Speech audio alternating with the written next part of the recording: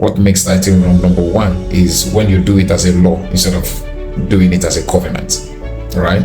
Tithing is wrong when it is done as a law rather than as covenant, because tithing is between you and God, not between you and your church. Okay, it's not even a sign of it's a way of identifying who is a member of the church or not. No, it has nothing to do with that. Though some churches has adopted that as part of their church dogma or practice, but it's their way of doing their thing. It's okay. But the truth is this: it's something between you and God. All right, that's number one. Number two, we must see all act of giving to God as a way of worship. Right, particularly for me and in our church, we call our giving love offering, because we believe that it's an act of worship and it's a token of love. That's where we see our giving, and this has helped us. All right, we don't give to God just because we want Him to give us, just because we want Him to do something for us. We give Him because it's a way of expressing our love for Him. Okay, God so loved the world that He gave. So in turn, as humans, we give to God because we love Him, not just because we want Him to do anything for us, because God has been taking care of us. He has been very good God. He has been a good God, a kind God. So we give Him because we love Him. All right, we give Him because we are grateful for what He has done. So this should be the point for which you are given to God. Number 3 thing I would like to talk about is that the ground upon which you give, or the ground of your seed, matter. Every seed is not going to do very well, okay, depending on the ground.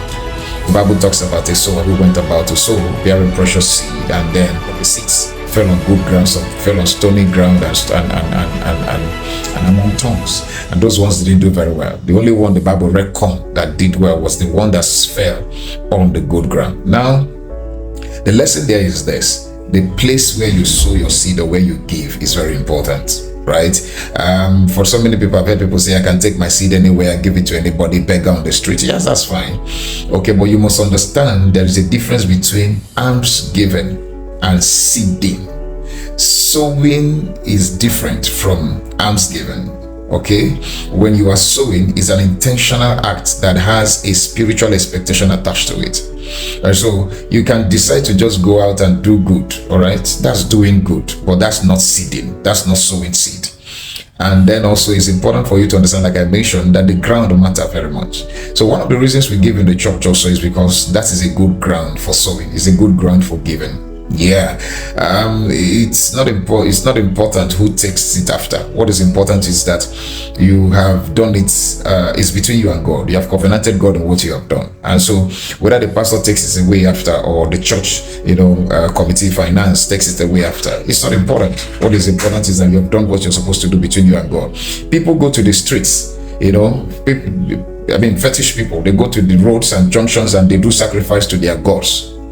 Okay, and some of those things end up being eaten by other human beings and by animals. So because another human being came and picked it up and ate it, or an animal ate it, does not mean the sacrifice they have done on the road is ineffective. Doesn't make it ineffective. So when you're giving or when you're sowing your seed, you must be intentional about what you want or what you're doing.